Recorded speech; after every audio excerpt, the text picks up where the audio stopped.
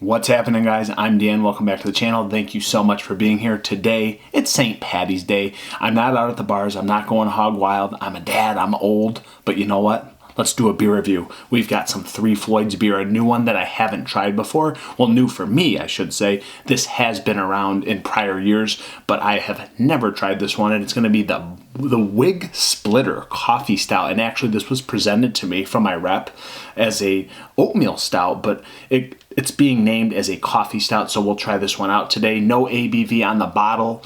This was 7.7% per Untappd, and I think it's 54 IBUs for just a little bit of extra info. So on the side of the bottle, we have a bottled on date. Let me see if I can find it.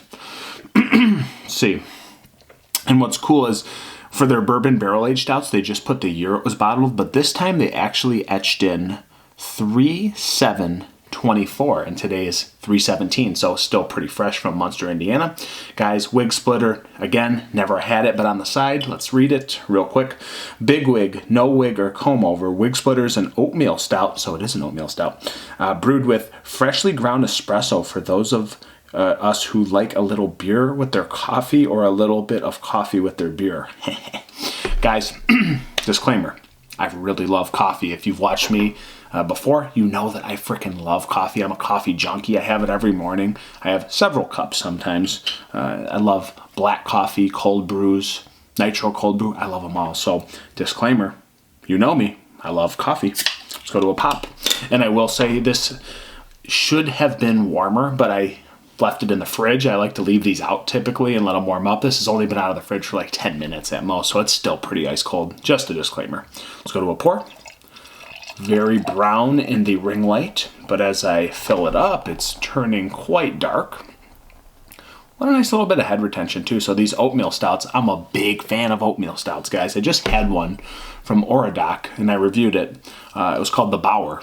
And it was like 5% or 5.5%, one of the two. Super tasty beer. Now this one obviously is an espresso / oatmeal stout, so it's a little bit more. It's a little bit more octane, 7.7% today. But nice head retention as well. Look at this. Look at this. Would you look at that? Would you look at that? Some of you will understand what I'm saying. Looks fantastic in the glass, guys. I don't need to go into great detail. The head retention's fantastic. A little bit of lacing that's not going away. I thought this would dissipate a little bit since it's a little bit higher octane, 7.7, but we're still sitting on some beautiful beige, dark tan head sitting on this darkness. Let's go to an aroma. Oh, yes.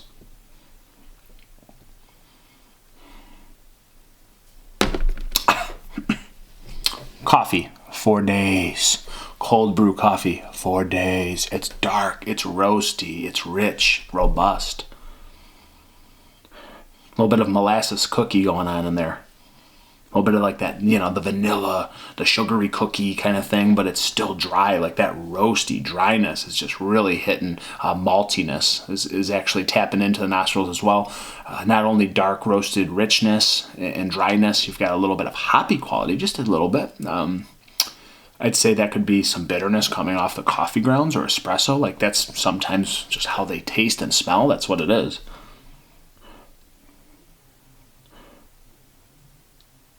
Just a tad bit of chocolate, but guys, it's roasty. Again, it's super coffee rich and forward. It smells awesome. I really hope I like this one because I'm already digging it. Let's go for it. Cheers.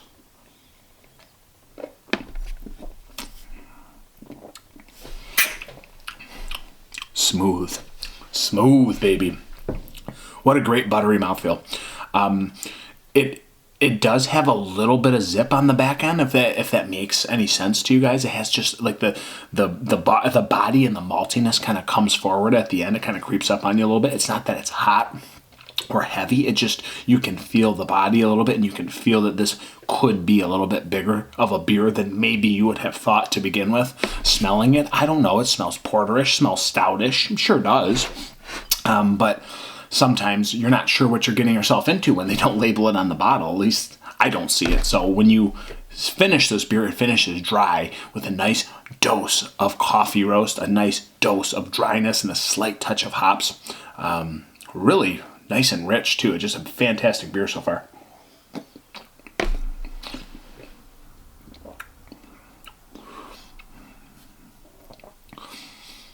It feels like it wants the alcohol to creep forward at the end again, but it doesn't. Like it just fades away. So it actually has like a sort of watery, malty, roasty finish on the back end.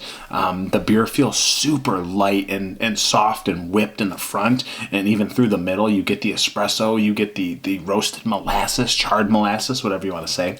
But there's a little dose of sweetness. Again, I call it like a little sugar cookie. Maybe like almost a touch of vanilla for a moment, but that just goes away, man. It goes right into that bitter espresso, just really rich roast, like I've been saying this whole time, guys. It really works your palate and it builds on it too. Like right now I can feel a little bit of that bitterness. I can feel a little bit of the heavy malt, dark molasses kind of just creeping up on my palate a little bit. But again, the coffee, it's very nice. It's very forward. I'm a coffee junkie. Maybe I want a little bit more espresso kick, just a little bit. I want a little bit more of it. But again, the oatmeal maybe softening the blow of the coffee a little bit, so there's a little bit more smoothness and whip and aeration in the front and middle. Whereas sometimes I like to just get knocked the frick out by espresso beans, you know what I'm saying? It's in there, but it's still cold, and I love coffee, so sometimes I just want more and more. I'm not average. I'm weird. I'm crazy. People don't be like me. It's plenty of coffee.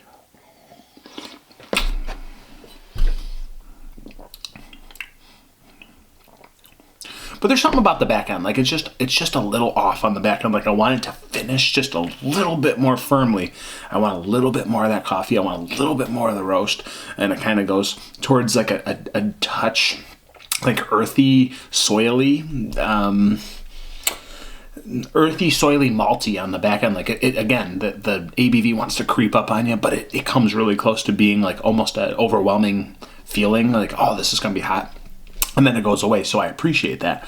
But I just want it to finish a little bit better on that back end. And this is cold, so maybe it would change as it warms up.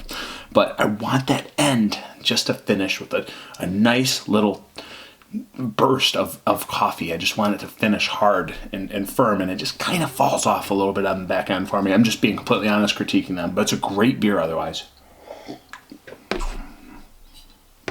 7.7. It's pretty smooth. It's pretty buttery. It's pretty velvety. It's very close to being an epic beer for me. It's so close. But where I stand today, just because of that, I'm critiquing that back end just a little bit. And it's not even bad. It's just, I want it to finish. Go through the finish line. Run hard. Finish it. You're almost through the marathon. Get through it. It just doesn't for me. It's a little short. So, yeah, maybe that coffee's making me talk quickly too. I'm all over the place. St. Patty's Day. I'm all over the place. Okay. Enough of that. I'm going to go with a 4 out of 5. That's just where I stand today. I love the coffee. I want more of it. I want more bursts. I want more roast. I want more heavy body. I want a little bit better of a finish. 4 out of 5. So close to being a lot better. That's where I'm at, guys. Wigsplitter. Happy St. Patty's Day. I'm over now. Until next time. Prost. Cheers. Yamas. It's another cerveza.